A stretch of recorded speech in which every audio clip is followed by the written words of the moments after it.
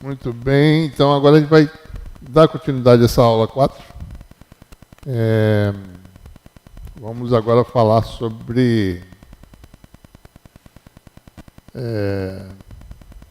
o início do capítulo 8, propriamente dito, né? Já fizemos essa parte aqui.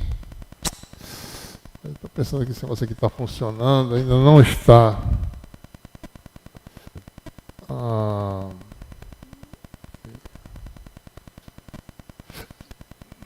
Essa parte aqui já fizemos, né? Então agora a gente vai falar sobre o capítulo 8.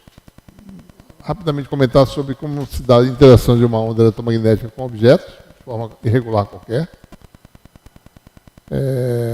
Depois vamos fazer a análise, né? Utilizando a forma canônica de ondas planas para determinar coeficiente de reflexão e transmissão. Falar sobre reflexão e refração em interface planar, né? Depois vamos conceituar usando a formulação para cálculo do vetor de densidade de potência, vetor de Poynting. Daí a gente vai poder calcular a reflectância e transmitância e vai entender como se dá o fenômeno de reflexão interna total em algumas situações e o fenômeno de transmissão total, o ângulo de Brewster, em algumas outras situações. Quando uma onda eletromagnética interage com um objeto, nós temos o quê? Dipolos elétricos, dipolos magnéticos induzidos, eles reagem, como a gente vai ver lá no capítulo 11, né? Radiação. Né? Se o campo elétrico excita um dipolo elétrico, por exemplo, ele começa a oscilar, e uma oscilação de carga, né? Gera uma radiação de reação, digamos assim. Então, é por isso que acontece reflexão, né? Espalhamento de luz, você gera ondas secundárias, né? Parte da luz que vem se propagando se consegue passar, mas você tem uma perturbação na trajetória regular da onda incidente, né? E isso pode ser calculado com várias modelagens, né? Se o objeto é irregular, então você fala em espalhamento, e o espalhamento vai depender do tamanho do objeto em relação ao comprimento de onda, né? Se ele é grande, se ele é pequeno, se ele é comparável. Então, aproximações distintas podem ser usadas, é isso. E se o objeto é mais regular, então você tem, como a gente vai ver nesse capítulo, né? A gente vai ter a forma, a frente de onda originalmente incidente no objeto. Se ele for regular, é de se esperar que o objeto reflita com uma frente de onda parecida, né? Próxima. Certo? Bom, então, quando você fala em interfaces planares, admitindo a aproximação de uma onda plana que se estende por todo o espaço, a gente pode resolver o problema exatamente. Certo?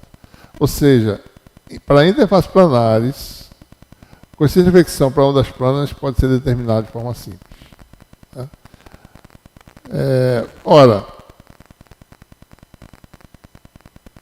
Mas como modelar o caso em que a onda não é plana? Por exemplo, um feixe eletromagnético confinado lateralmente, né? Como é que a gente pode fazer modelamento? Bom, daí é o que a gente fala. Você tem um feixe confinado, parte é transmitido, parte é refletido. Esse feixe não é onda plana, mas ele pode ser decomposto como combinação, né? Superposição, melhor dizendo, de ondas planas. E o que a gente faz é que nem a análise Fourier tradicional, né? A gente vê o que cada onda plana, qual é o efeito sobre cada onda plana, né? Decompõe em ondas planas, calcula o efeito da interface sobre cada onda plana, reflete e transmite cada uma, depois recompõe e forma o feixe transmitido e refletido, como a gente faz na análise de sinais em sistemas lineares. Mesma coisa. Tá? Então, é isso que a gente faz, a decomposição de qualquer que seja a forma de onda, né, em harmônicos espaciais, ou seja, as nossas conhecidas ondas planas que a gente está lidando nesse livro, nesse curso. Né?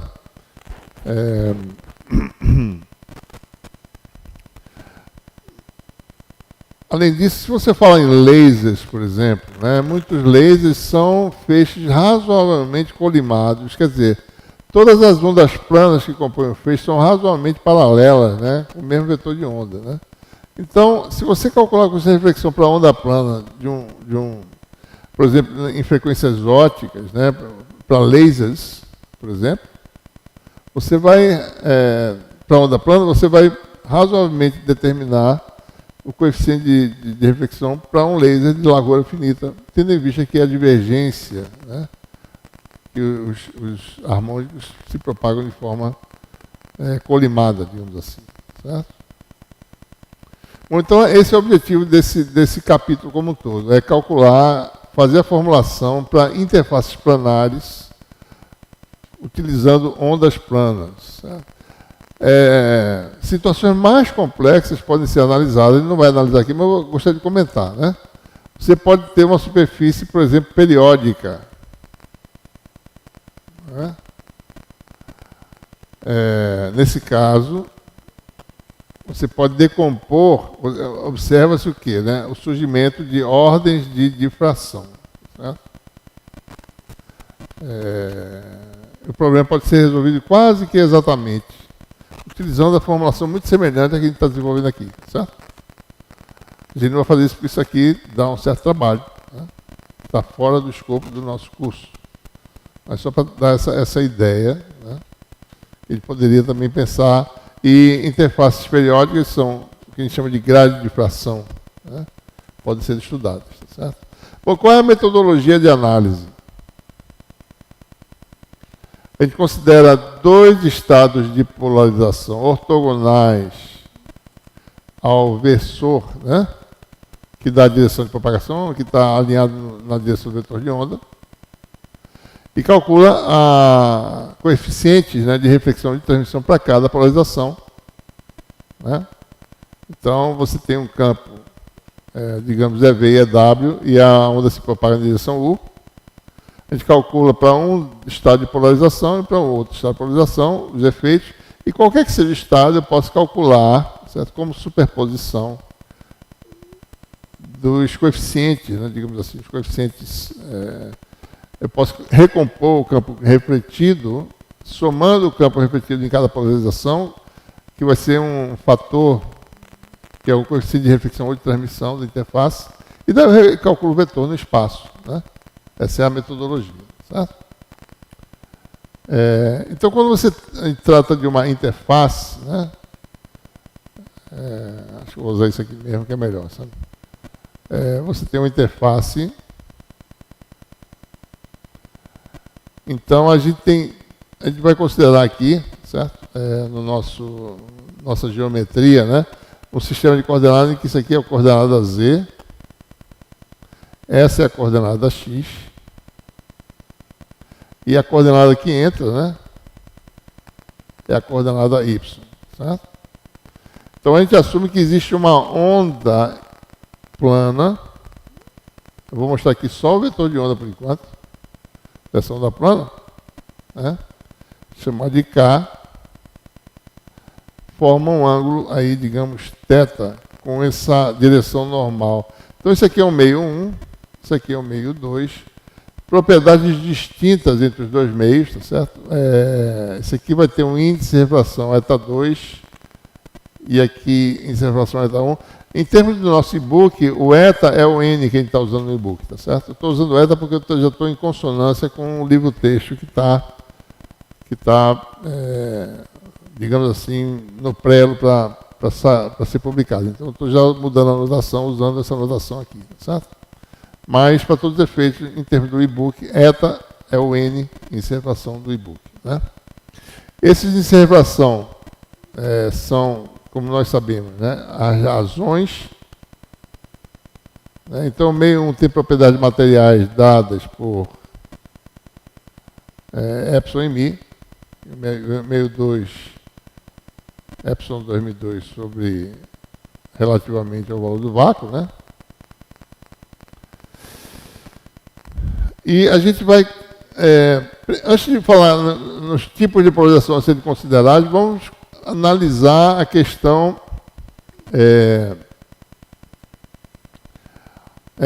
dos vetores de ondas da onda, né? Então você tem uma onda plana, tá certo? Incidente, que ela ocupa todo o espaço, né? Existe no meio 1, tá certo? Isso aqui é a frente de onda. Nós sabemos que parte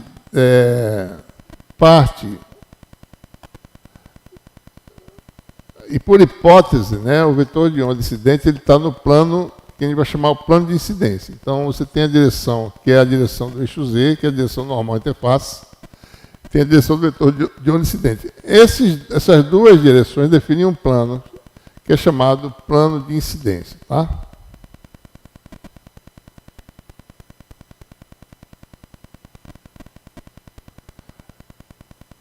Então, por hipótese, a onda incidente tem um vetor de onda no plano de incidência, que eu vou chamar de... O plano, no caso, que a gente está vendo aqui, é o próprio plano de XZ, né?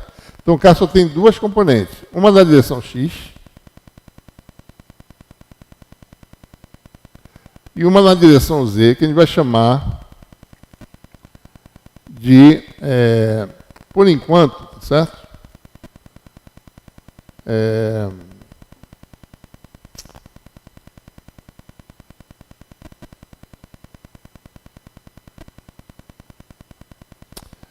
Ele vai chamar de K1, certo? Ou seja,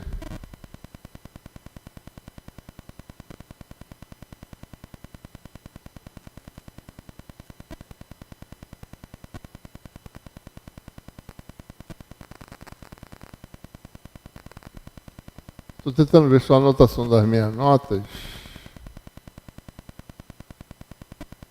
Eu estou chamando de KZ aqui nas notas, por nenhuma razão aparente, mas acho que é para diferenciar, para ser bem geral. Deixa eu pensar aqui se é mais conveniente chamar de K1. Vou chamar de K1.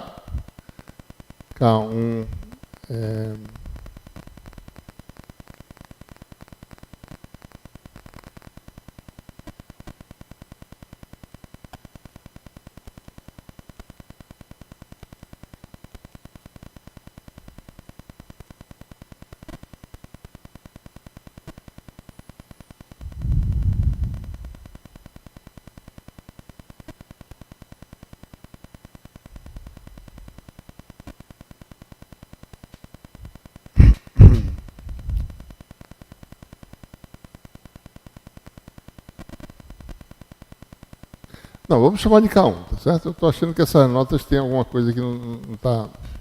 Prefiro usar essa nota, como eu estou querendo raciocinar aqui, vou chamar de K1AZ. Antes de falar das ondas refletidas e transmitidas, vamos só observar alguma propriedade importante, né? Primeira coisa é o seguinte, que o K,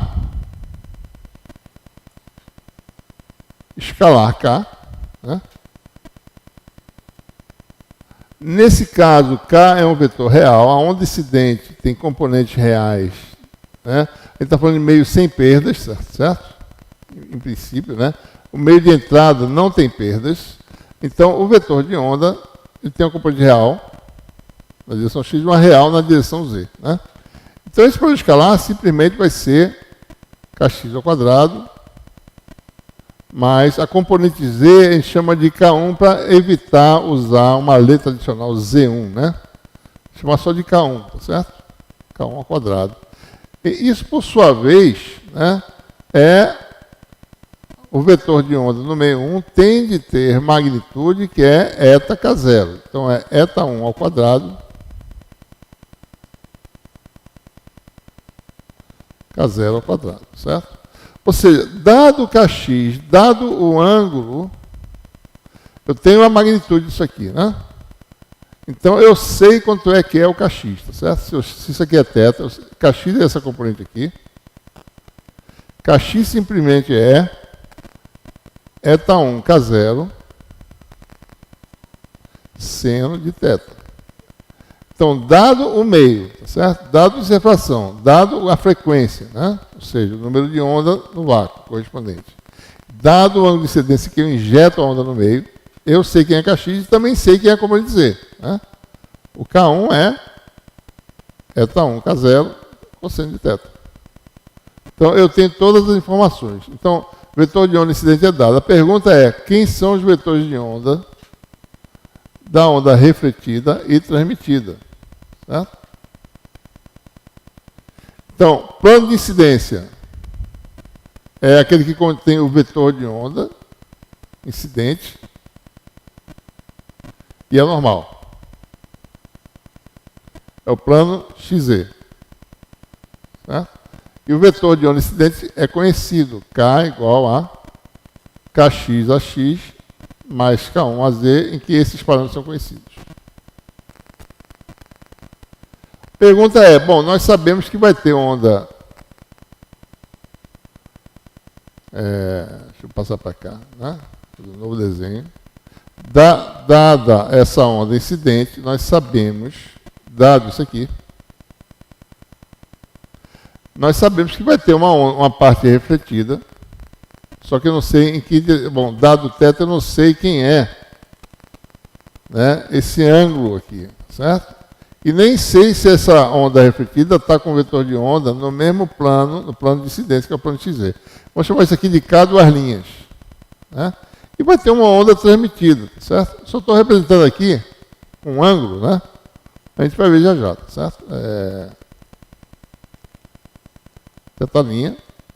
Estou mostrando só um ângulo polar só, tá? Isso pode ter um azimuth qualquer, a gente não sabe.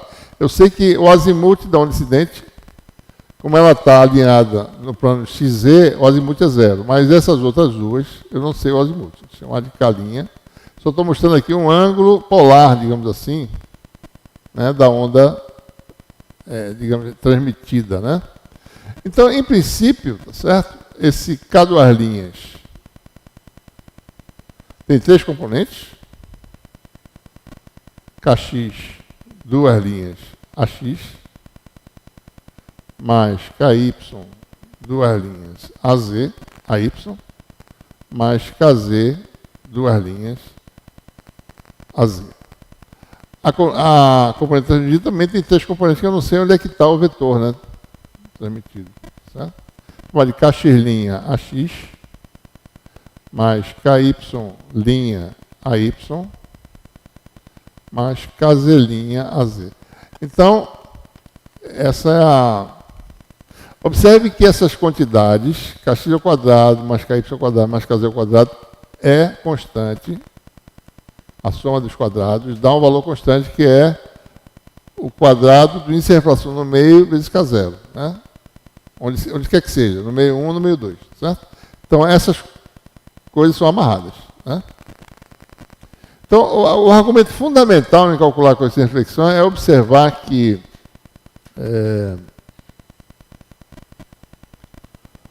quando você vai tentar resolver o problema, a restrição que eu tenho é que os campos na interface, o campo total de um lado tem a componente tangencial que satisfaça a condição de contorno na interface. Né? Então, o campo do lado 2, tangencial, aliás, o campo do lado 2 menos o campo do lado 1, chamado de ΔE, né?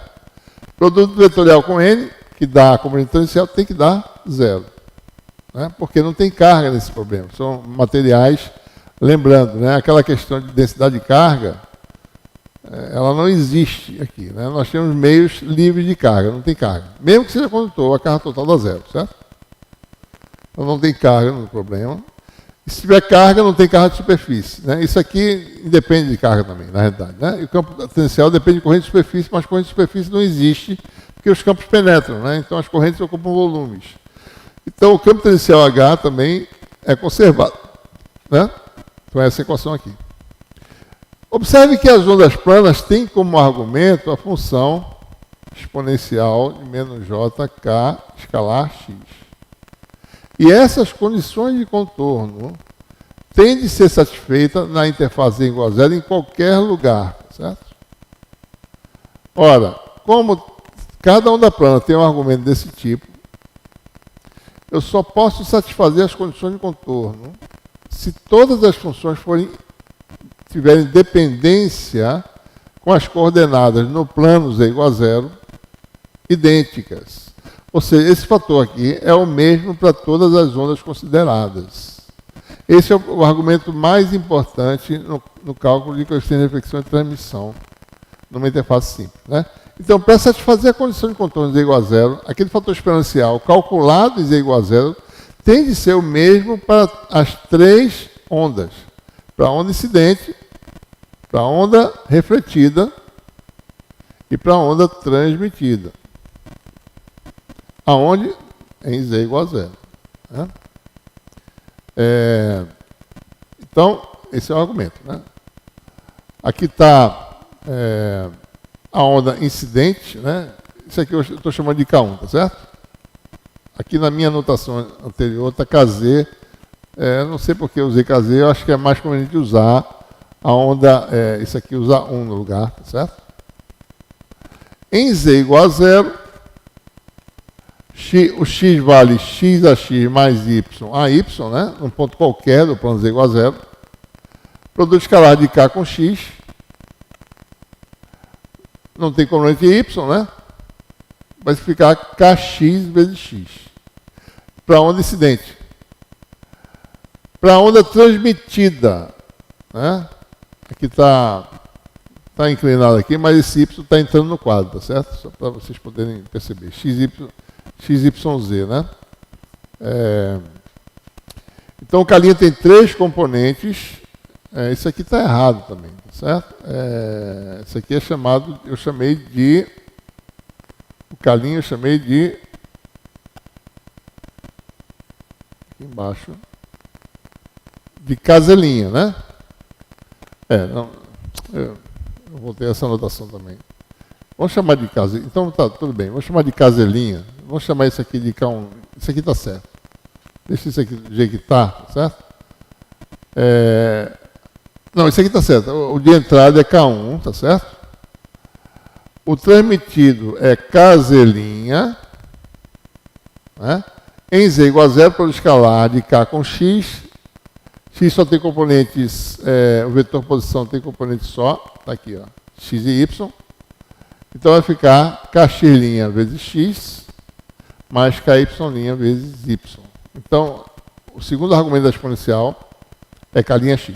E para o terceiro vetor, isso aqui não é 2 não, tá certo? Isso aqui está muito equivocado, isso aqui é kz duas linhas, né, que eu chamei. Né? Kx duas linhas, ky duas linhas e menos kz duas linhas. Por quê? Porque a onda refletida está para baixo, certo? E a onda refletida tem que ter uma componente negativa na direção z. Não pode ter uma componente positiva, senão ela estaria indo para cima, né? Ela está voltando. Né? Então, o K duas linhas vai ter componente kx duas linhas, ky duas linhas, menos kz duas linhas. Em z igual a zero, essa parte aqui não tem, né? Porque z igual a zero. Então, o K escalar x, K duas linhas, escalar x, dá isso aqui. Né? Ou seja, então, vamos lá. Então, aqui nós temos aqui a condição de contorno, só pode ser satisfeita se eu tiver K da onda incidente, escalar x, em z igual a zero, igual a K duas linhas da onda refletida, escalar x, em z igual a zero, igual a K' da onda transmitida, escalar x igual a z igual a zero. Se eu não satisfazer essas condições, eu posso satisfazer as condições de contorno para alguns valores da interface, mas não para todos. Para satisfazer para todas, as ondas têm que variar semelhantemente, né, com as coordenadas no plano da interface. Certo? Senão eu não consigo satisfazer as condições de contorno. Então, o Kx deu Kx vezes x. Né? Coordenada em z igual a zero tem coordenada x e y. Né? O K duas linhas deu kx duas linhas x mais ky duas linhas y. Não tem componente z, né? Certo? Kx duas linhas mais ky. E a transmitida deu kx', ky', xy. Né? Então a gente tem que igualar essas três coisas, certo?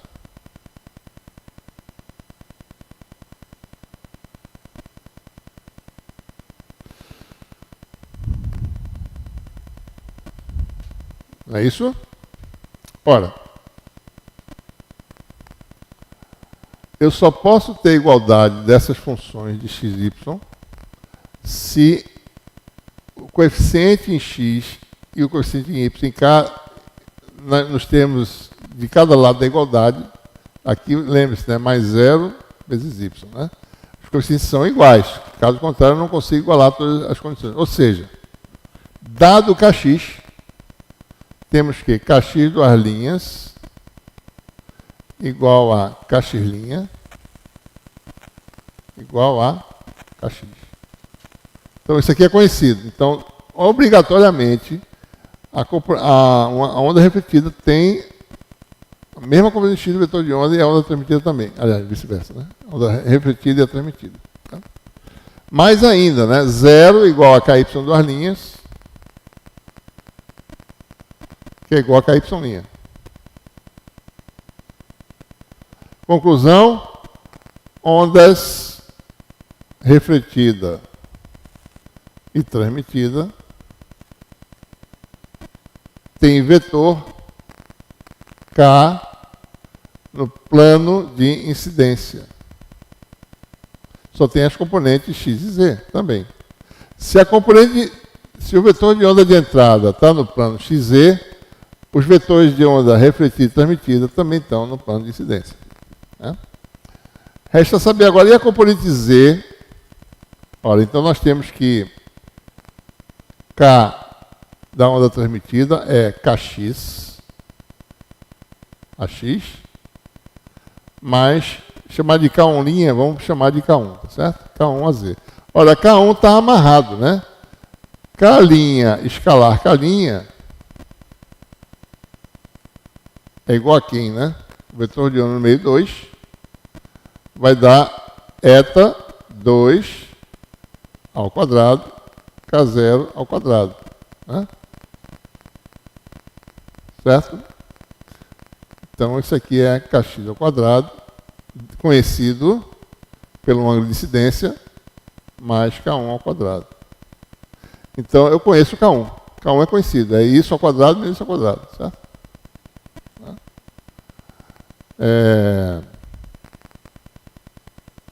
K duas linhas, escalar K duas linhas, é igual a eta 1 ao quadrado, K0 ao quadrado, que é igual a kx ao quadrado mais kz duas linhas ao quadrado. Ora, mas isso aqui não é igual a, também, por outro lado, a kx ao quadrado mais k1 ao quadrado? Isso aqui está errado, pessoal. Isso aqui é K2, tá? Eu vi aqui. K2, que é o meio 2, tá? Então, isso aqui não é isso, né? Ou seja, kz duas linhas, né? Na realidade é igual a K1, componente Z de entrada. Ou seja, o vetor de onda de saída é dado por Kx AX menos K1 AZ. Então, antes de calcular qualquer coisa, a gente já tem duas leis, as leis de Snell e de Descartes, né? A condição de reflexão,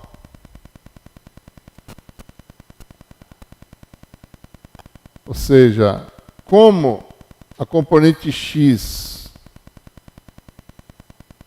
do vetor refletido é a mesma componente x do vetor incidente, isso diz que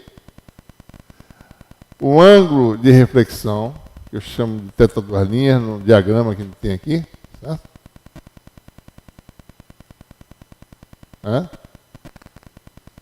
É igual ao ângulo de incidência.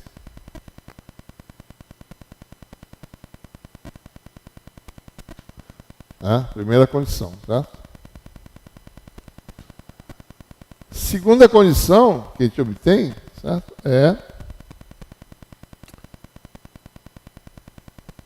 Aqui está a onda incidente, né? Onda refletida. Quer dizer, ele está mostrando só o vetor de onda. Mesmo ângulo. E a onda refratada. Bom, vamos botar um ângulo maior, depois a gente vê sobre que condições ele é maior ou menor. Teta linha. Né? Olha, a componente Z, K1, aliás, componente x, né, do vetor de onda refratado é o índice de refração no meio 2, seno do ângulo, né, seno de θ'. Ora, mas esse kx é o mesmo kx da onda incidente, que é, a gente acabou de mostrar, né, θ1, K0, seno de θ, que é essa componente aqui. Então, igualando essas duas coisas, que é a condição, né, de casamento das condições de contorno, obtém-se o quê? N1 θ1 seno de θ igual a θ2 seno de θ'. Essa é a famosa lei de Snell, né? Lei de Snell da refração, certo?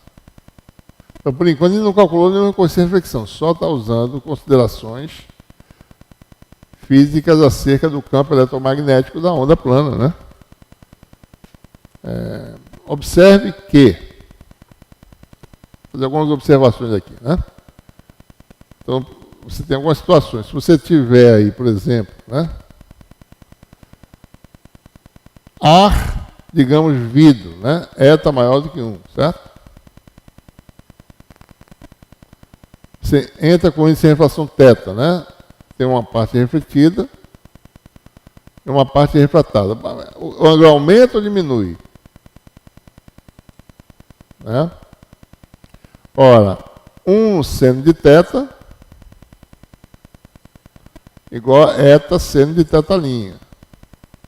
Então, seno de θ' é seno de θ sobre eta. Olha, se você vem de um meio menos refrativo para um meio mais refrativo, a tendência é que o ângulo seja menor, né? Seno de θ menor do que... Seno de θ' é menor que seno de θ, né? Como a função seno, ela até π sobre 2, ela ela aumenta, né? Se o seno de A é menor que o seno de B, é porque A é menor que B. Ou seja, quando você vem de um índice menor para um índice maior, a tendência é de aproximação em relação à direção normal. E vice-versa. Se você vem de um meio opticamente mais denso em direção ao meio opticamente menos denso,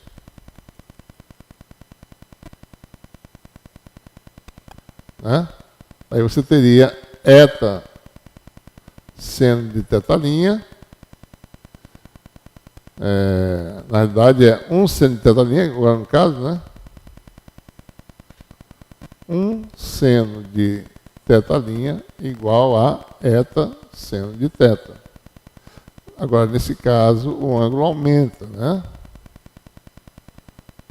Porque o seno de θ' é eta vezes maior. Então, a tendência é afastamento da normal, certo?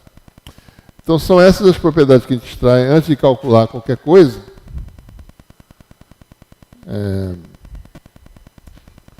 E agora nós vamos sumarizar isso, certo?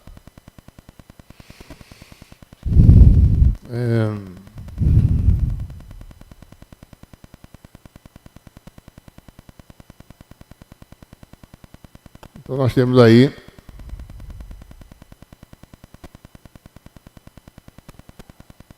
a lei de Snell e a lei da reflexão, né? Certo? Então os vetores de onda, se eu quiser representar em termos de ângulos, certo? Isso aqui é eta que a gente está usando, né? Então o vetor de onda incidente tem a componente x, que é o seno do ângulo, se eu quiser usar a trigonometria, tá certo? Componente z, que é o cosseno, né? A refletida, mesmas componentes, x, todos os vetores de onda são iguais, na direção x. Aqui existe uma mudança de sinal da onda refletida. E a transmitida tem um ângulo θ'. Como é que é essa relação de θ? θ é dado, então θ' é dado pela lei de Snell, né? Você pode calcular, Certo? Outra observação, sem a gente calcular nada, se você tem um conjunto de interfaces paralelas,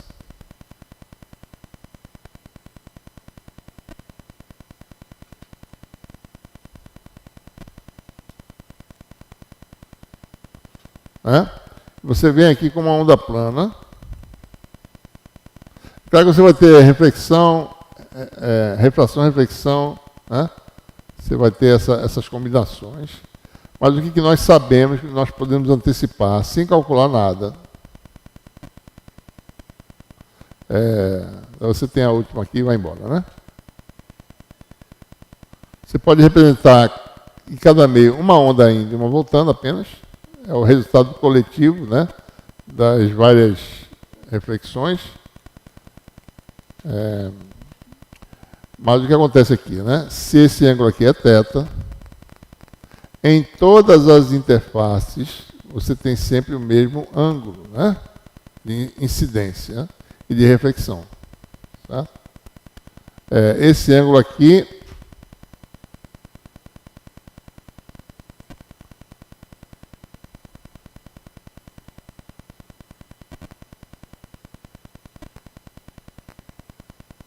aliás, desculpe, não é o mesmo ângulo, não.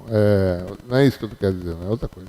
Eu quero dizer que em todas as interfaces, o K das ondas transmitidas e refletidas é sempre na direção X, na direção da interface, é conservado. Né? Essa é a propriedade fundamental. Não tem como eu modificar o K na direção X se eu injeto uma onda com o Kx conhecido.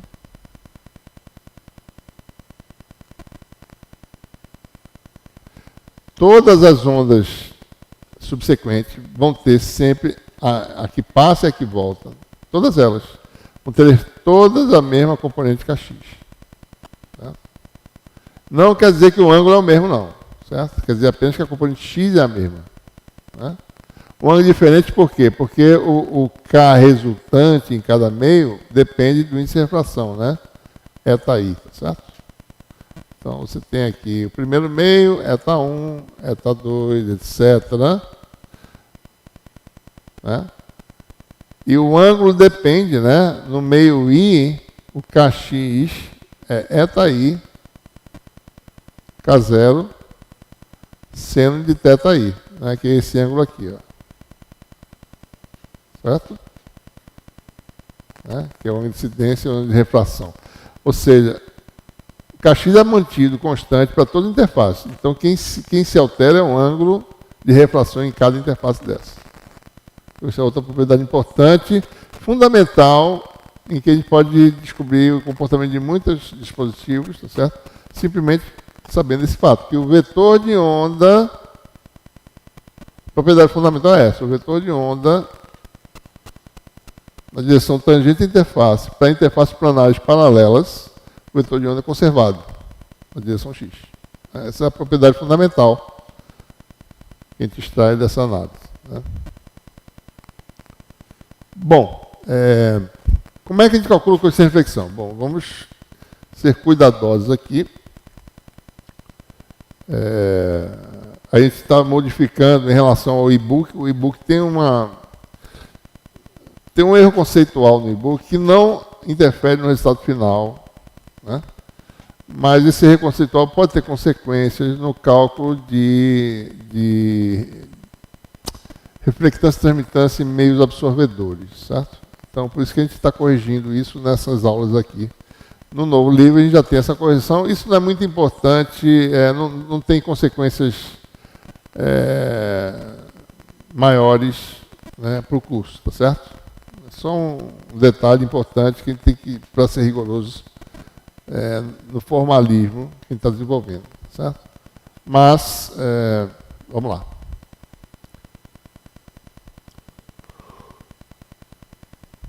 Nós temos aí, como é que a gente calcula as frações de potência ou de amplitude refletida e transmitida? A gente vai usar a forma canônica, os campos, né? Só que a gente tem que tomar um cuidado, né? A gente vai sempre usar, porque eu posso expressar um campo fundamental ou sendo o campo elétrico ou magnético, certo?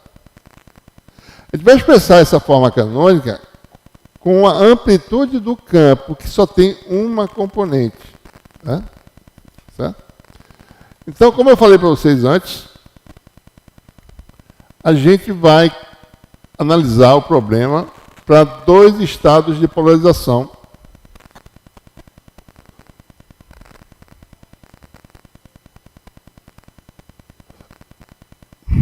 Ortogonais.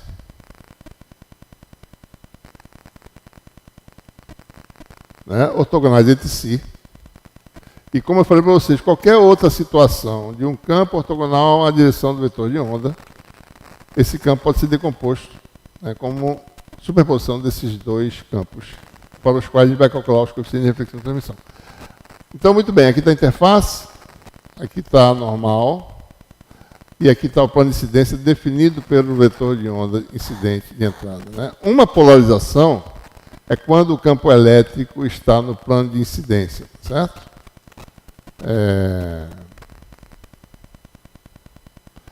E o campo magnético, né, é ortogonal ao plano de incidência. Então o campo está entrando aqui. Na realidade o campo elétrico tem que estar na direção oposta. Né? Então, como a gente vai botar a direção Y para dentro, então aqui vai ser o campo elétrico para um estado de polarização, o campo está no plano de incidência. E o campo magnético está ortogonal ao plano de incidência. Esse é um tipo de polarização. Né? Então, H só tem uma componente. Né? Esse é o tipo de polarização que é a polarização P. Né? Esse é o tipo de onda que a gente também chama de ondas TM.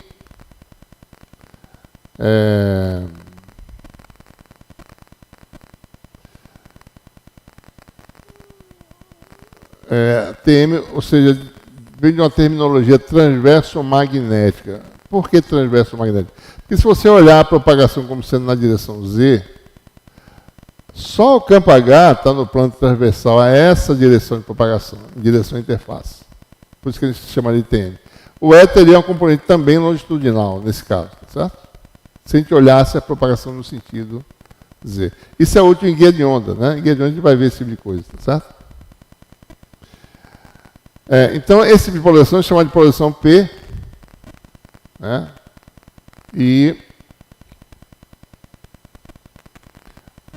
Ou equivalentemente onda transverso magnética, certo? Então, nesse caso, o campo H só tem uma componente no nosso sistema de coordenadas, lembrando que é X, Y entrando no quadro e Z, né? O campo elétrico tem duas componentes, componente XZ, campo magnético só tem uma. Segundo estado de polarização, você quer polarização paralela, né? Também, né? Polarização paralela, P ou TM.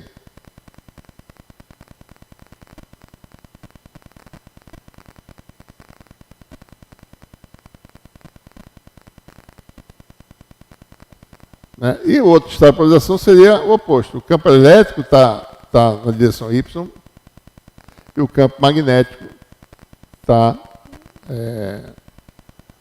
no plano de incidência. Então, essa outra polarização, esse outro estado, campo elétrico entrando na direção Y, certo?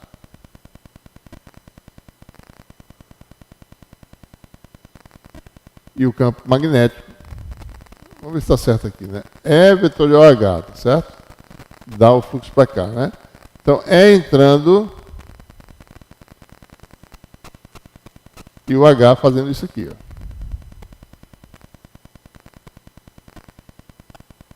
Certo? Então, esse tipo de polarização, quem tem duas componentes agora é o H, né? Esse tipo de onda é onda transverso elétrica, porque se você olhar para esse sentido aqui, só o campo elétrico tem uma componente transversal à normal, tá certo?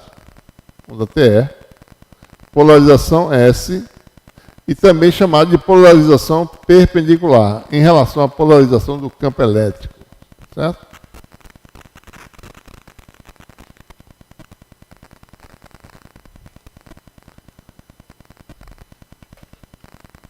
Então, são esses dois estados de polarização que a gente vai considerar, né? Ondas TE, ondas TM, ondas P e S, ou polarização paralela e perpendicular. Então, qual é a metodologia que a gente vai utilizar, né? A gente vai expressar os campos em termos daquele que só tem uma componente, certo?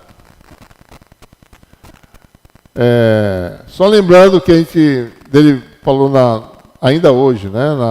Nós relembramos isso, né? Se você quer representar a onda canônica em termos do campo elétrico, né? Você escreve E dessa forma, certo?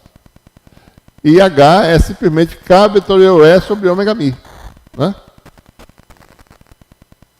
Certo? Porque a gente mostrou, né? A gente reforçou esse conceito. E se você pega o E, joga nessa expressão, dá K vetorial 0 sobre ômega mi exponencial. Se for em termos de H, então quem é conhecido é a amplitude do campo magnético, o vetor campo magnético é conhecido, essa constante. Então E é menos, né? Estão lembrados, né? Menos K vetorial H sobre ômega epsilon. Né? Então o E fica dessa forma. Por que a gente faz isso? Bom, porque isso facilita a expressão por vetor de Poynting quando a gente expressa em termos, os campos em termos daquele que só tem uma componente. A gente vai ver já por quê, certo? Mas essa é a metodologia. Então, a estratégia é sempre expressar os campos em termos daquele que só tem uma componente, né?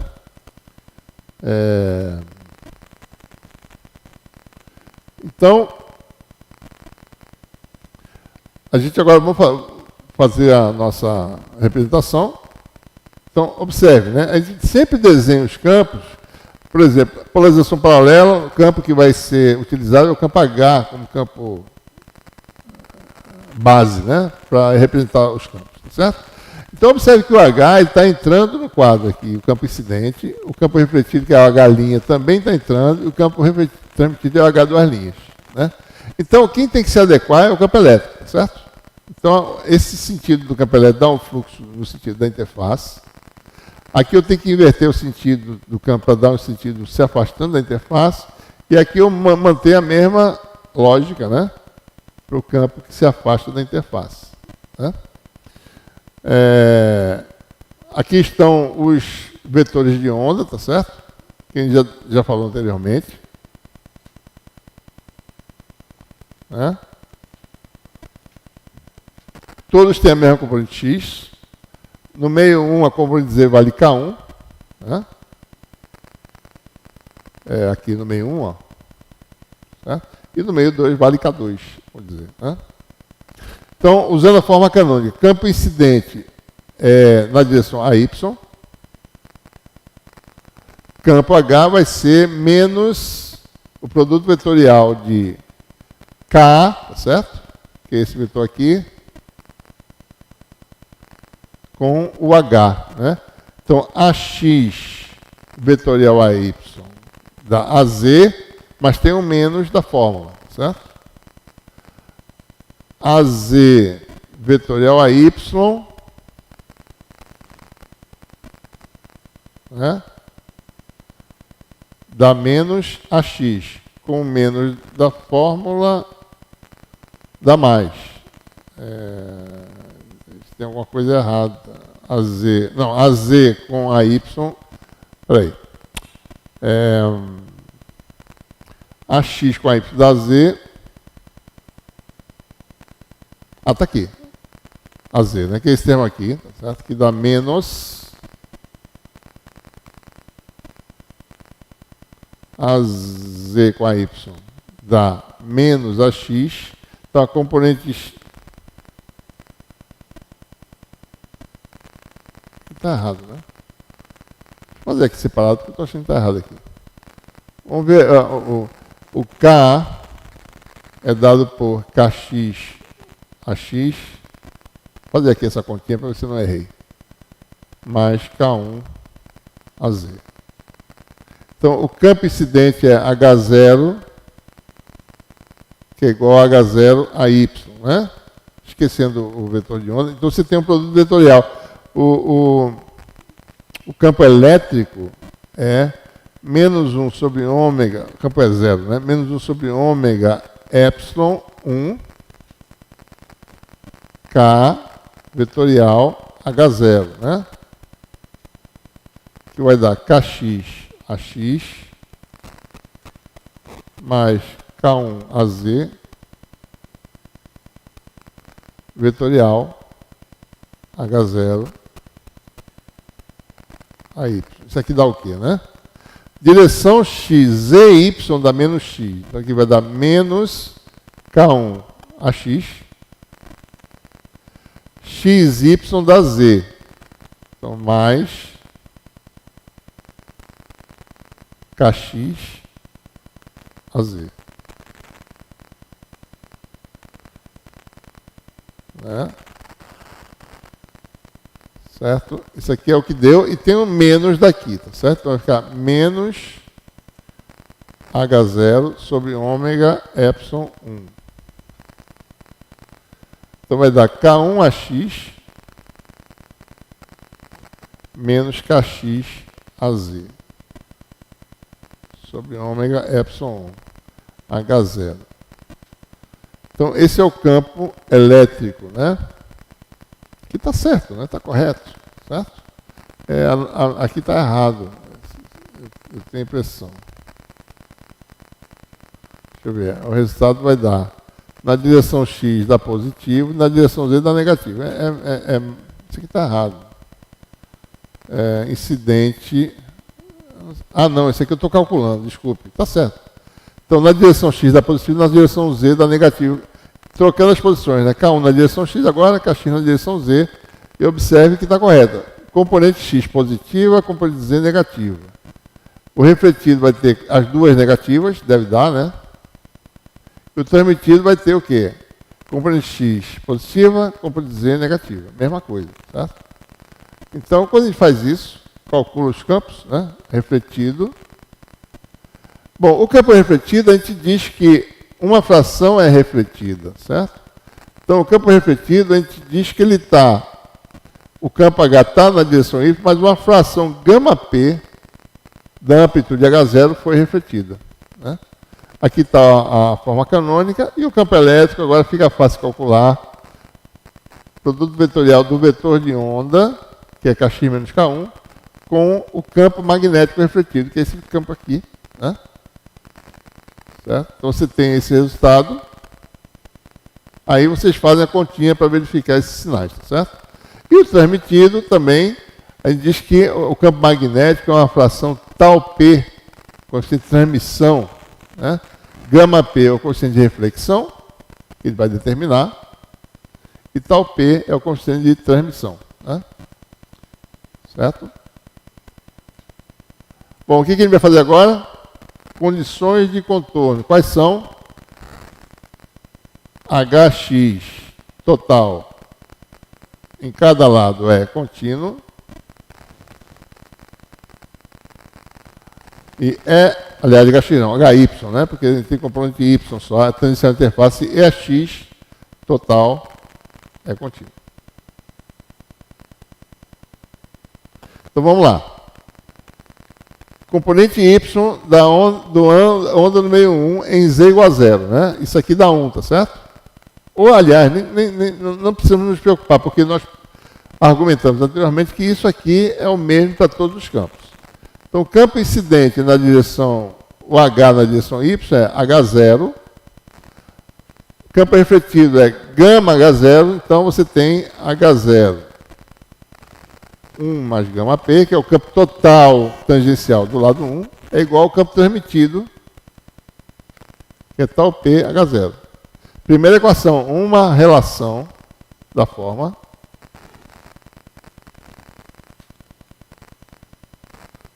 H0, vou botar aqui, tá? 1 mais gama P igual a H0 tal P. Né? Isso aqui veio da condição de contorno para H, né? H tangencial. Contínuo. Certo?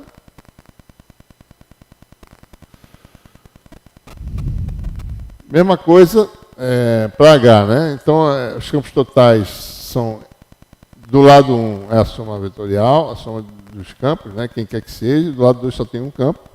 Eu já fiz aí para o campo incidente. Então, essa foi a primeira equação, eu acabei de demonstrar, tá certo? A segunda, né, basta ver por inspeção aqui. Campo incidente elétrico na direção X, que tem um H0 aqui, K1 sobre ômega epsilon 1. Refletido dá quanto? Cadê? Está aqui. Menos K1 gama P sobre ômega epsilon 1. E o transmitido igual a K2 tal P sobre ômega epsilon 2. Ou seja, esse H0 sai das equações, né? Nós obtemos, então, essa segunda equação. E aqui é um sistema de duas equações a duas incógnitas. E é fácil resolver, então deixo para vocês fazerem essa conta. Certo? Coeficiente de reflexão. Isso aqui está invertido, né? O que a gente obtém lá na no e-book, não sei se eu mudei já, mas acho que eu não mudei. Lá é o coeficiente de reflexão para campo elétrico, tá certo? Que daria esse aqui trocado, tá? Mas a forma, o método formal é melhor que a gente utilize essa expressão. Isso não vai mudar nada, porque em geral a gente quer o quadrado dessa quantidade, então isso aqui não faz diferença quem que você botar na frente, né? E o coeficiente de transmissão, observe para a expressão. Então observe, não é difícil esquecer, né? Epsilon 2K1, Epsilon K2. Quem são K1 e K2? Componentes longitudinais, componente Z do vetor de onda no meio 1 e 2, respectivamente. Certo? Epsilon 2K1 menos Epsilon K2. Embaixo é a mesma coisa, só que somando. Denominador é o mesmo. Então, esses coeficientes são iguais. Né? Então, tem essa relação aqui. 1 mais gama igual a tal. Né? Basta verificar, somar essas duas quantidades, a soma aqui dá 1. Né?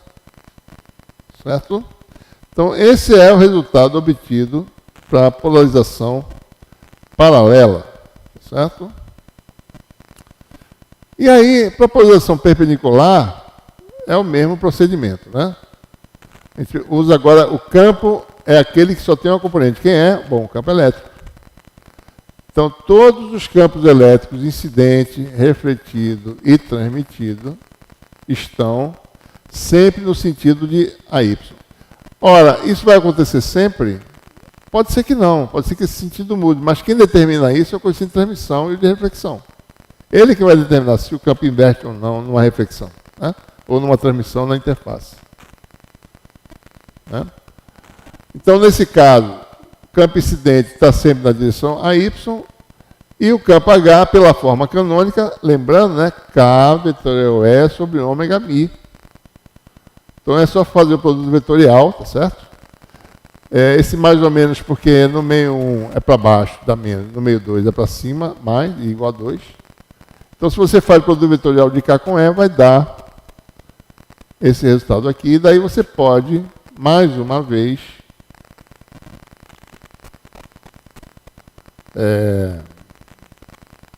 escrever os campos, né? Esse aqui é o campo incidente, o campo H, tá certo?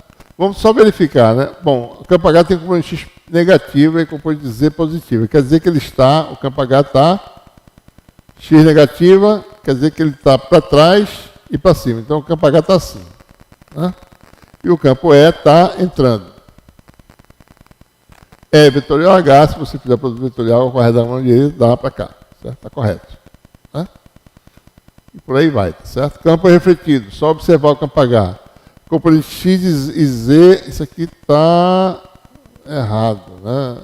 Não, isso aqui pode estar certo. Deixa eu ver. Componente X e Z positivas, né? Quer dizer que o vetor tá, H está desse jeito e o refletido, a E, está desse jeito. Né? E vetorial H, pela regra da mão direita, dá para cá. Isso aqui é o H, certo? Isso aqui é o E, isso aqui dá o K, duas linhas. Então está correto. Né? E o campo transmitido é dado por essa expressão. Bom, então vamos lá. Campo refletido vai ser um gama, agora, uma coisa de reflexão para ondas S, né, para ondas TE, ou ondas polarização perpendicular. Com essa transmissão agora é o tal S. Né?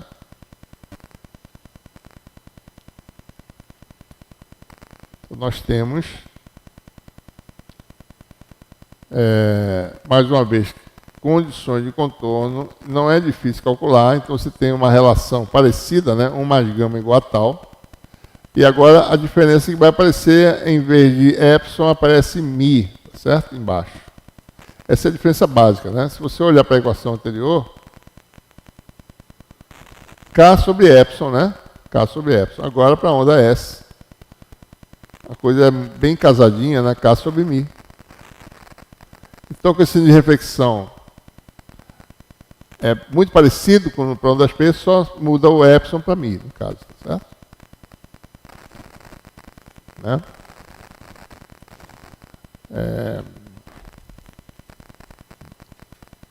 Mesma coisa aqui, né?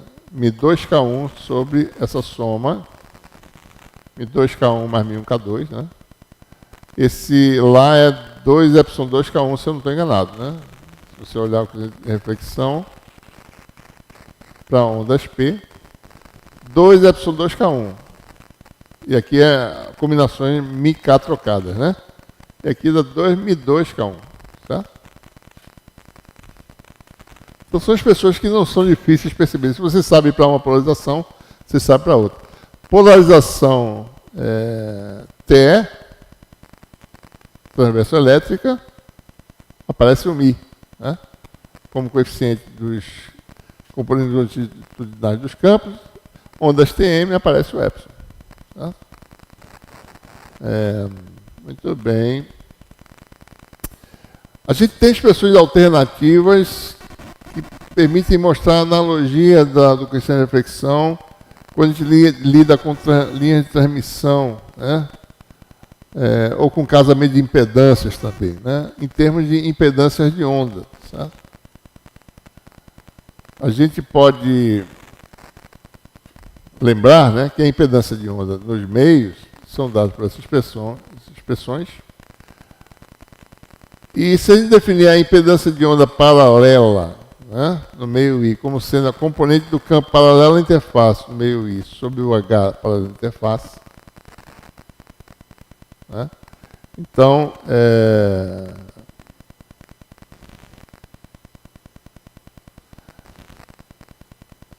nós temos aí, no caso de ondas P, né, o Z paralelo dá Z cosseno de θ. Vamos dar uma olhadinha rápida. Deixa eu só... Deixa eu ver se eu consigo apagar tudo. Não consigo. Então, escape. Não consigo não. Deixa eu apagar essas coisas. Vamos ver aqui. Deixa eu apagar essas anotações aqui para a gente poder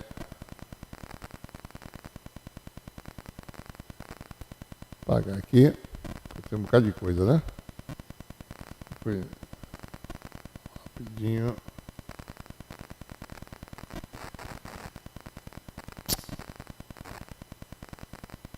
Ok.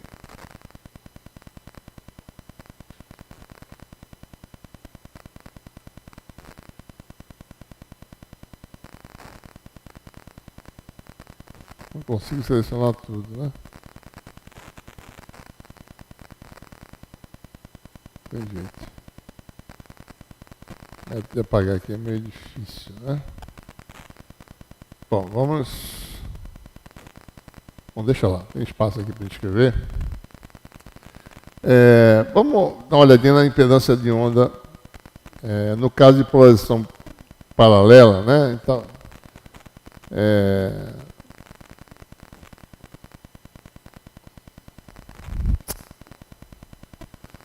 você tem aí polarização paralela, o campo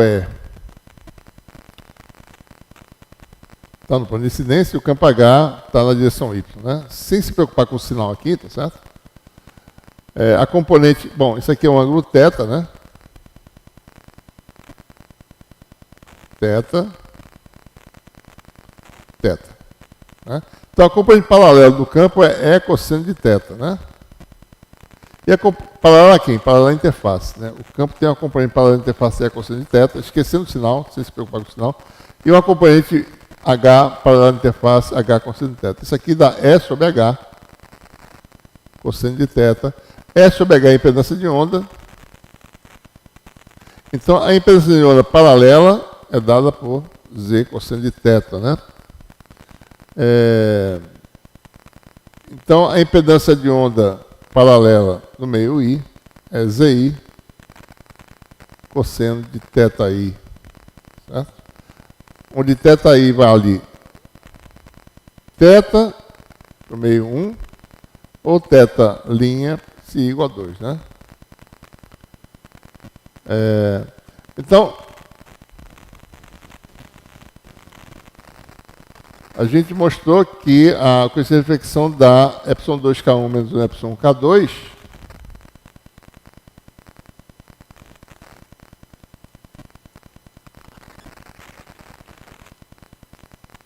né, para a polarização P. Se eu usar os ângulos, né, K é o NK cosseno de θ. Isso aqui vai ser ε2, eta2,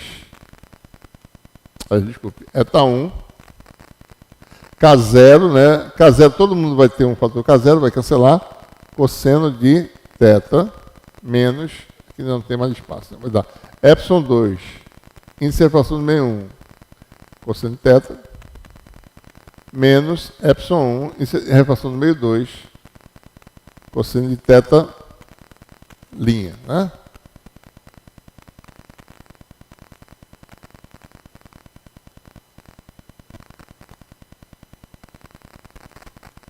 Dá mais, né? Só para ver uma demonstração rápida aqui. Eta1 é μ1 ε1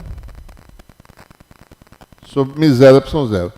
Eta2 é a mesma coisa. Como todo mundo tem o mesmo fator, então aqui eu posso tirar esse eta e botar raiz de μ epsilon, né? ε2 raiz de μ1 ε1 cosseno de θ menos, vou fazer só o numerador, né? ε1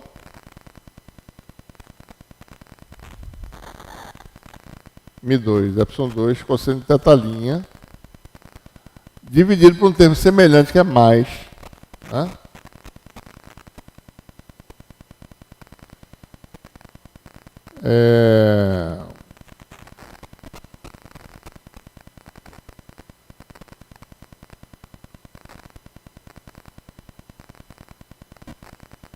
Cosseno de θ, cosseno de θ', né? Mi sobre epsilon.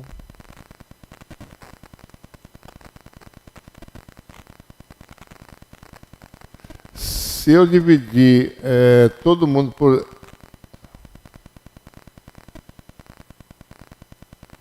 Bom, vamos fazer aqui. Isso aqui vai dar ε2, né? Raiz de μ1 sobre ε1 vezes raiz de ε1 cosseno de θ, né? Esse primeiro fator, o μ0 ε0 é comum a todos os termos, daí tem o segundo termo que é menos ε1, vou botar assim, μ2 sobre ε2 raiz de ε2, né? Desculpa, isso aqui está errado. É μ1 ε1, né? μ1 ε1 μ1 sobre ε1 vezes μ1 ε1 sobre ε1, eu botei ε embaixo, então aqui ficou ε ao quadrado, que dá aliás, desculpe. Então, quando eu divido por ε, eu tenho que botar um ε em cima, então já tinha um ε, ficou ε ao quadrado raiz, daí ficou o quê? Um ε extra aqui, né? Aqui também, né? Multipliquei, dividi por ε2, multipliquei por ε2 em cima, com o ε2 que tinha, ficou um ε2 do lado de fora, certo? Cosseno de θ'. Embaixo ficou algo parecido. ε2. Eu já posso fazer mais rápido, né? μ1 sobre ε cosseno de θ. Agora fica mais. ε2, mesma coisa. μ2 ε2. cosseno de θ'. Né?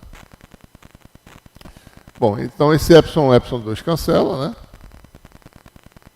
Aqui estão as impedâncias, você vai ter então Z1 cosseno θ menos Z2 cosseno de θ' sobre a soma, né? Que é o que nós mostramos aí na nossa formulação, certo? Então, em termos de impedância paralela, né, fica mais simples a expressão do cosseno de reflexão, né? A gente vai olhar a gente vai voltar essa expressão lá no capítulo 9, né, cosseno de reflexão de linhas de transmissão. Né, casamento de impedância consiste em casar as impedâncias, né, dos elementos interconectados. No caso aqui, é casar a impedância dos dois meios. Tá certo? Então, impedância paralela para a polarização P, cosseno de transmissão, 2 vezes a impedância do meio 1, paralela sobre Z1 mais Z2. Da mesma forma, a gente obtém algo parecido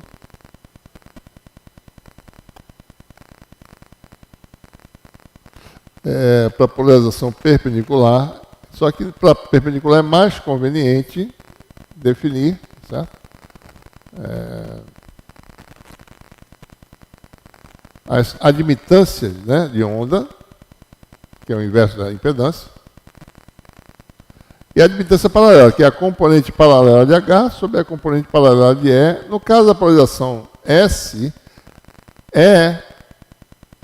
está na direção Y, já é a componente paralela, e H, a componente, digamos, a componente X de H é que vai ser a componente paralela. Né? Quando você calcula as admitâncias paralelas, né, então você obtém algo muito parecido com o caso para a polarização P, né? Ou seja, polarização S, você agora tem a diferença sobre a soma da admitância paralela e o cosseno de transmissão, uma expressão semelhante, só que agora envolvendo admitâncias paralelas, certo? Nós temos aí uma tabela, né, que mostra várias expressões para o cosseno de reflexão, certo?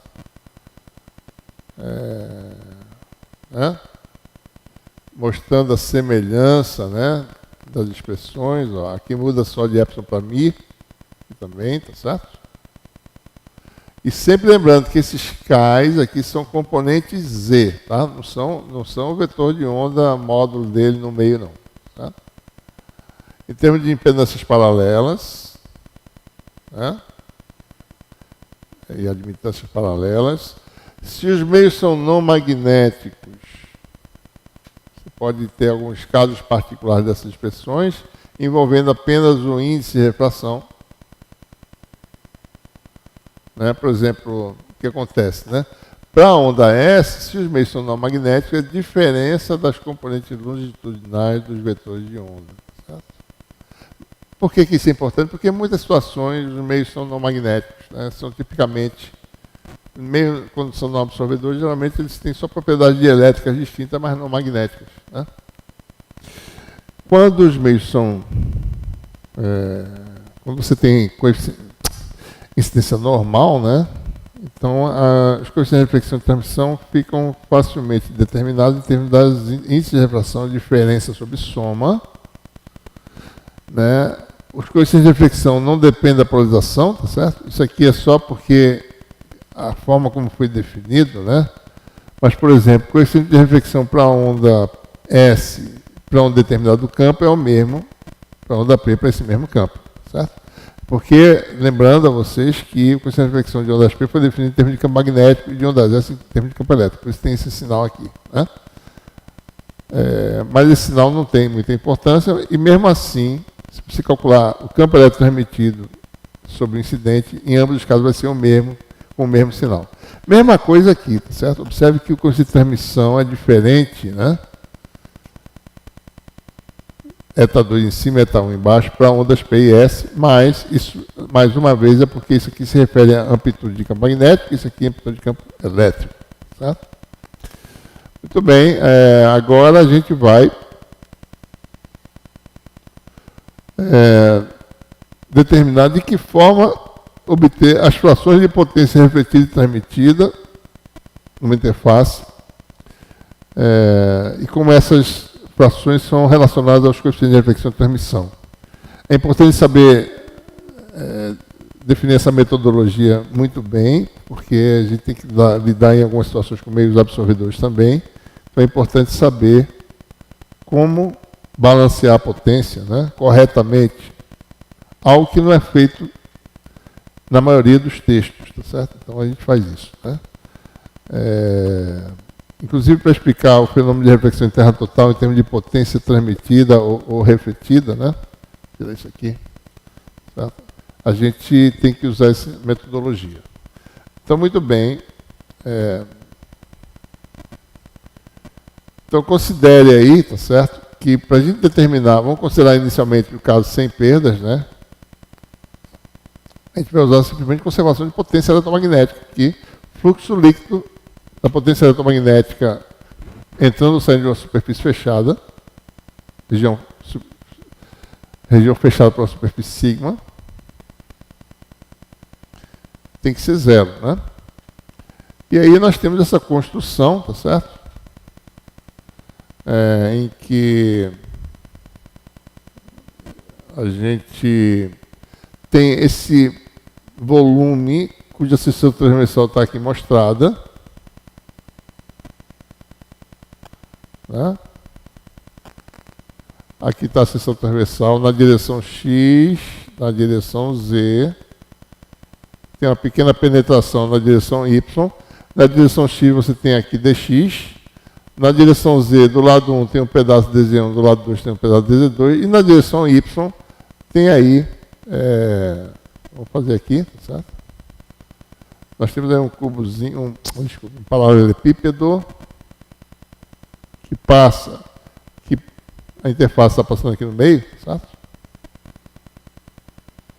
Esse paralelepípedo, na direção Z, tem uma profundidade dy, uma largura dx na direção x e uma altura dz1 mais dz2 na direção Z. Observem que uma coisa importante é que uma onda plana, tá certo? Ela permeia todo o espaço, né? Então, o campo incidente está preenchendo a onda plana, certo? É uma onda que existe em todo o espaço. O campo incidente está aqui, certo? O refletido, por sua vez, está preenchendo todo o espaço. Né? Então, tem que levar em consideração esse fato para poder calcular as coisas, né? E o transmitido, por sua vez, né, refratado numa direção diferente, também permeia todo o espaço. Então, é essa situação que nós temos aqui. Né? Você tem onda entrando e saindo dessa parede, onda só. Né? O campo faz isso, né? No meio 2, desculpe. Faz isso aqui, né? Faz assim, certo? No meio 1 faz isso, né? E faz isso, certo? E assim por diante. Mas, enfim, né? Nessa parte de dz1 tem uma componente do fluxo de potência incidente da densidade de potência Sx com Sx duas linhas. Na outra parede também. Isso aqui é o plano x1. Né? Isso aqui é a superfície de referência x2. Mas observe que se for calcular a densidade de potência, ela não varia com x. Né? A gente pode mostrar isso, certo? Então, está colocando aqui rigorosamente x1 e x2, mas a gente vai ver que esse x nessa parede é o mesmo x dessa parede aqui. Nessa parede de baixo tem uma componente z da potência incidente e uma componente z da onda refletida. Aqui a gente está botando para baixo a seta, né? Mas o sinal está embutido dentro desse parâmetro das z duas linhas, que é a componente z do vetor de Poynting da onda refletida. Na parte de cima você tem uma componente z que flui nessa parede, SZ', né? É a contribuição nessa parede. Na direção Y, não há componente do vetor de Poynting, então a gente não considera, certo? Então, o balanço de potência fornece, né, que a parte real do fluxo que através da parede lateral em x igual a x1, dy, dz, né? dz1, dy, ou seja, nessa parte aqui, numa parte que está do lado 1, está assim, né?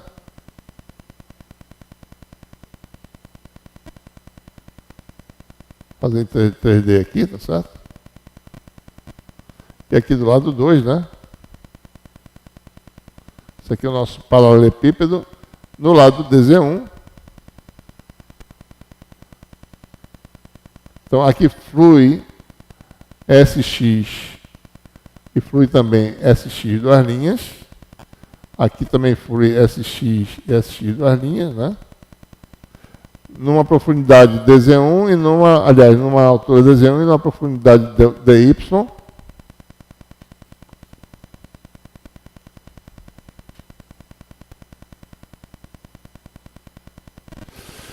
Mesma coisa do lado de lá, né? dz2, profundidade dy. Então você tem uma contribuição SX', e aqui também SX'. Né? Na parede de baixo, você tem SZ' e SZ duas linhas, soma das duas, porque isso aqui tem sinal negativo, e saindo tem SZ' na parede de cima de profundidade dy e largura dx. Então, se a gente olhar, é isso que a gente fez aqui nesse balanceamento. Né? Deixa eu ver se eu risquei isso aqui. Tirar esse risco. Esse risco aqui não está... É um risco que eu risquei aqui. Então, você tem na parede da esquerda essa contribuição na parte de baixo e essa contribuição na parte de cima. Sai do lado da parede da direita em x2, né? Sai essa quantidade, que isso aqui vai cancelar, tá certo? Menos, né? Então isso dá zero. E aqui você tem, isso aqui tem um erro. Entrando embaixo, fluxo para dentro do volume é esse, fluxo para dentro é menos esse aqui. Esse aqui está saindo, certo? Por que mais aqui? Porque o sinal está dentro de SZ duas linhas. Né? Então, com isso, você tem que... É a parte real, né? Lembrando, tá certo? Como o Kx é real, a dependência, né?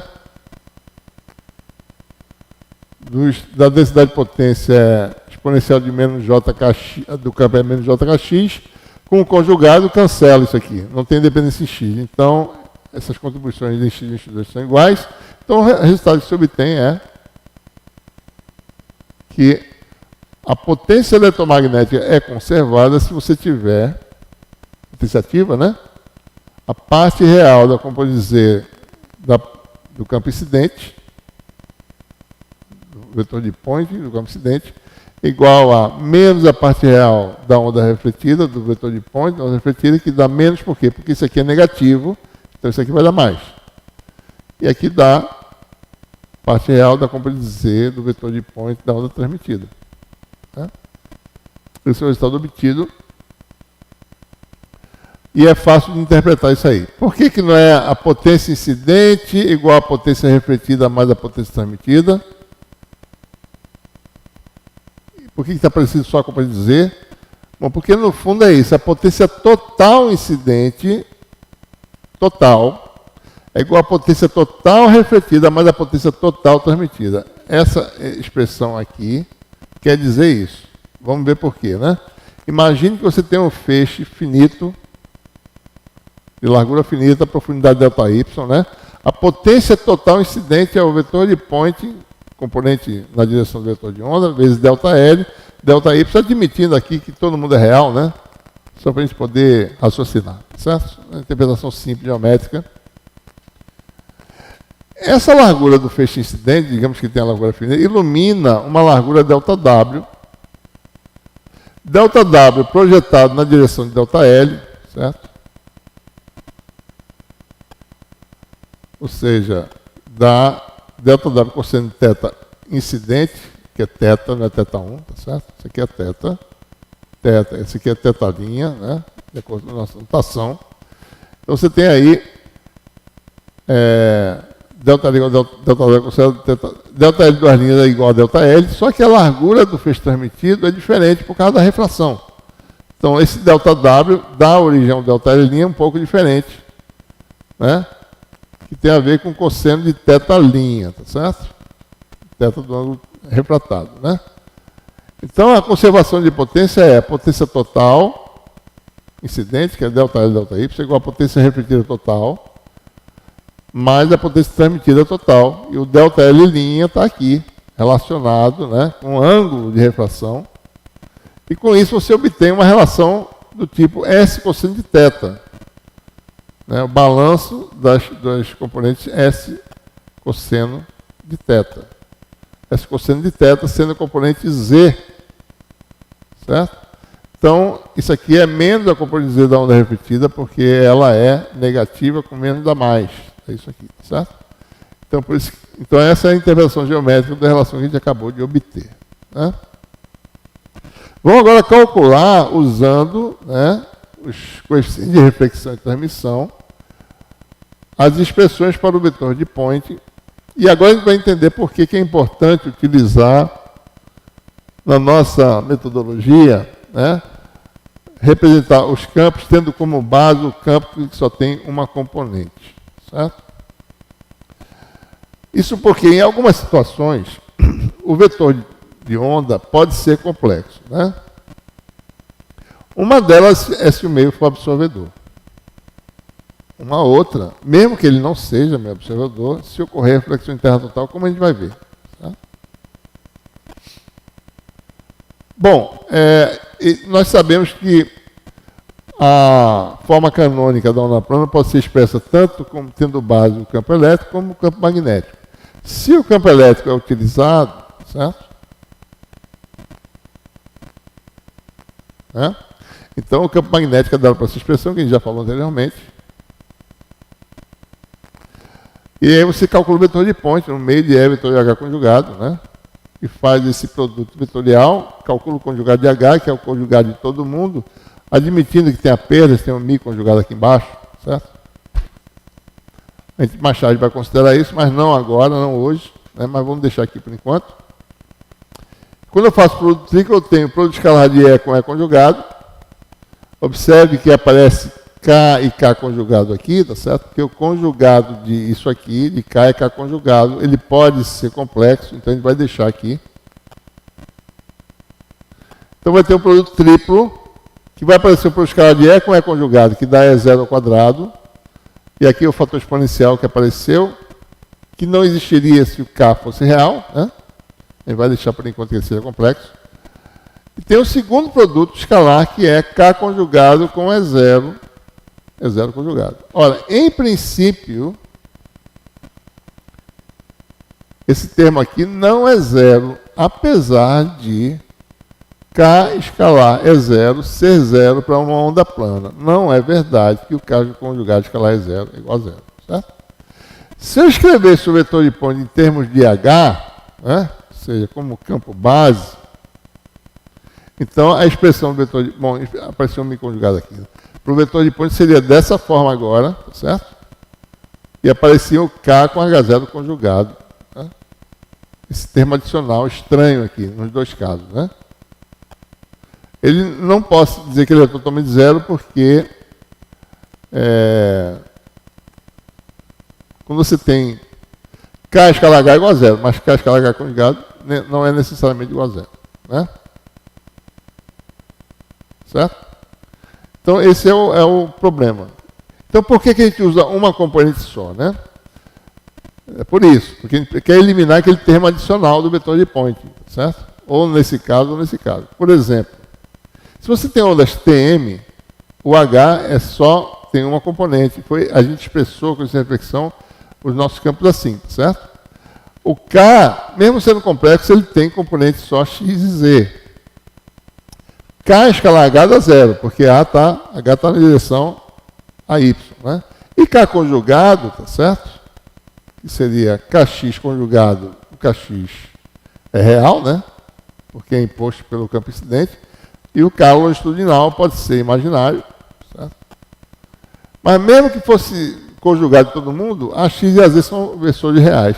A x escalar y dá zero, a z escalar y dá zero, ou seja, K conjugado escalar H dá zero para ondas TM. Né? E KH conjugado também, certo? Que é outra relação que tem lá, né? Para ondas TE, o E está na direção a Y, o K, mesmo sendo complexo, o produto escalar do K conjugado com E dá zero. Certo? Então, em resumo, né, se eu usar para ondas TM, se eu expressar o vetor de ponte em termos da componente de H, certo? Esse termo aqui sai. Para ondas TE, esse termo aqui, o E tem uma componente só, então isso aqui dá zero também. Então esse termo aqui sai. Por isso que a gente expressou, a nossa formulação foi feita utilizando a amplitude do campo, que só tem uma componente. Então, quando eu tiver ondas TM, eu vou representar a densidade de potência em termos da amplitude do campo magnético. Certo? Ondas P, né? Em ondas TE, eu vou representar a densidade de potência em termos da amplitude do campo elétrico. Certo? Observe que isso aqui, mi conjugado, é igual a mi se o meio não for sem perdas, que é o que a gente está considerando no momento. Certo? Bom, então, como são meios sem perdas, vamos calcular a reflectância e transmitância, começando com ondas TM. Densidade de potência incidente é dado por essa expressão. A gente acabou de mostrar aqui, tá certo? 2 ômega epsilon, né? Incidente, módulo de H0 ao quadrado do K, meio sem perda, né? Também por causa disso, no meio 1, certo? No meio 1, K e K conjugados, K é real. Né? No meio incidente, as componentes x e z do vetor de onda são reais. Porque o meio não tem perdas e não há o fenômeno de reflexão terra total por enquanto. Então, no meio de entrada não há, certo? Problema algum, né? Isso aqui vai dar exatamente isso. A onda refletida vai ser gama vezes H0, aqui é o mesmo coeficiente, K duas linhas. A única diferença é que para a onda transmitida, a gente não sabe se esse K pode ser complexo ou não, a gente vai ver já que ele pode ser, certo? Né? Então, a gente deixa aqui. Então, se a gente calcular a componente Z, que é o balanço de potência, a gente mostra que existe uma relação entre coeficientes que a gente chama de a reflectância RP, esse R diferente aqui, né?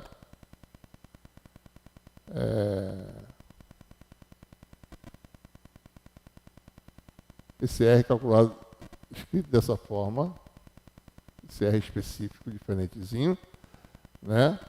Mais TP de Z igual a 1, por que de Z? Porque aqui tem um fator aqui, tá certo? De onde vem isso? Bom, eu podia calcular isso na interface Z igual a 0, isso aqui desapareceria, mas eu estou calculando num ponto qualquer dentro do meio 2, em que o RP de Z é simplesmente o módulo quadrático do coeficiente de reflexão. Isso aqui é chamado a reflectância da estrutura para ondas P. Como eu sei que o coeficiente de reflexão é um módulo quadrático. E a transmitância dada por essa expressão, parte real disso aqui, tá certo? Como o meio é sem perdas, isso aqui tem que independer de Z, K2 de K2 conjugado. Mesmo que tenha reflexão total, o K2 pode ser imaginário puro, tá certo? Então,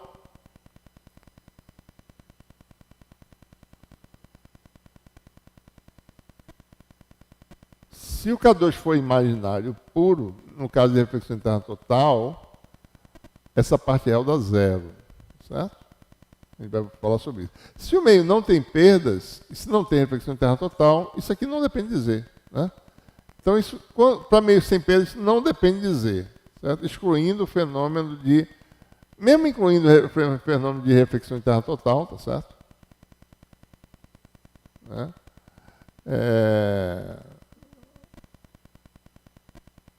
E para mim, sem perda, isso não depende de dizer. Então, enfim, a transmitância pode ser calculada simplesmente pela parte real, isso aqui, desprezando isso aqui dá 1.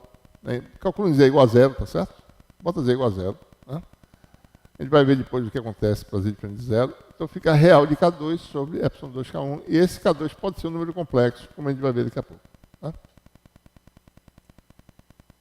Então essa é a expressão para reflectância e transmitância. Ou seja, a reflectância é sempre simples, né? Um módulo quadrado do curso de reflexão. E a transmitância tem uma relação que depende aí, tá certo? Das constantes, né? Além do coeficiente de transmissão. Tá?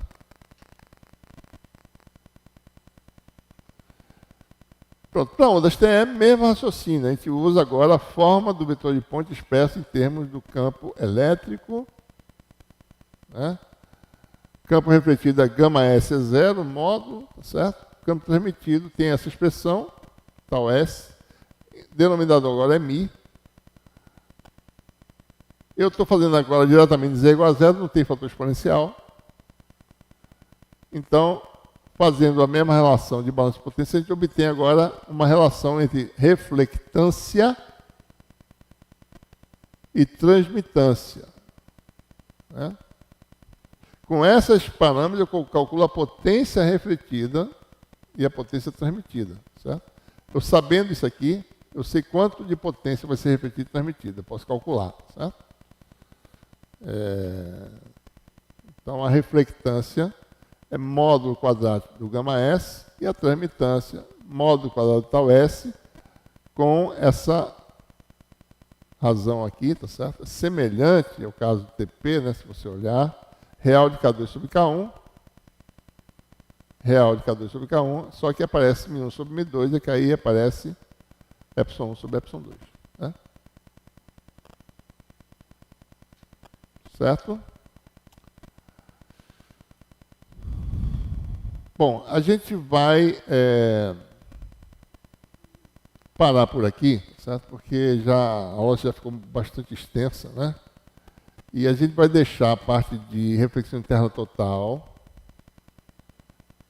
que é o finzinho dessa aula, e ângulo de Brewster para a aula seguinte, né? Em que a gente vai falar também sobre reflexão e refração em meios absorvedores, tá certo?